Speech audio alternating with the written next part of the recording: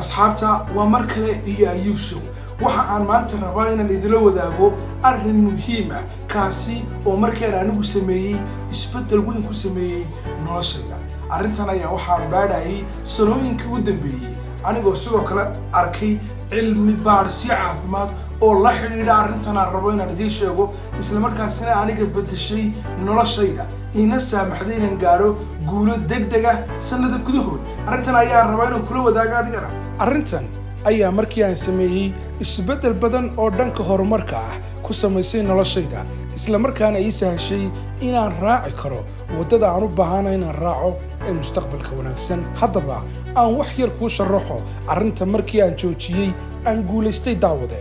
kadib baadhis badan oo aan sameeyay anigoo kaashanaya khubarada caafimaadka iyo markii aan akhriyay daraasad ay soo saareen ururka caafimaadka ee Mareykanka ee loo yaqaano American Medical Association waxaan ogaaday in qofka bini'aadamka uu u baahan yahay hurdo 7 ilaa 8 saacadood ah oo habeenkii ah maalin kasta kadib arrintaasi markii aan ogaaday waxaan joojiyay arrintan oo ah mid aad ugu xun caafimaadka bini'aadamka iyo horumarka qofka uu samayn karo gaar ahaan dhalinyarada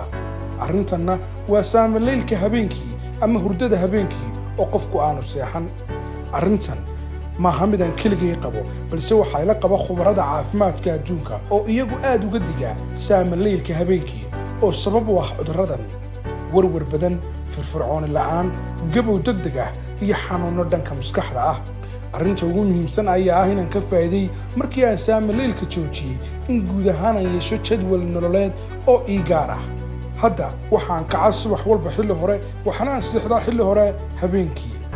dhanka kale waxaan waqti fiican geliyaa wax akhriska oo ah midaan aad u jecelahay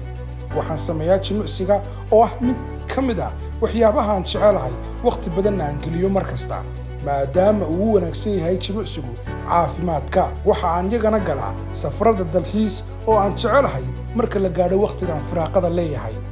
haddaba adigu waxaad haysataa daawade waqti aad ku bedeli karto noloshaada kuna samayn kartid hadafka nololeed ee aad u baahan tahay waxaanaad noqon kartaa dhakhtar wanaagsan oo daweeyay bulshadiisa ganacsade daayar injineer macallin iyo injineer dhanka kombiyuutarka kuwooda ugu wanaagsan kaliya go'aan gaadh bedel waqtigaaga jooji saamaleylka jawaabtana eeg waa tahay asxaabta waxaan filayaa in muuqaalkani dhammaanteenba uu inoo ahaa faa'iido wuxuuna Ayub Show lana soco muuqaal cusub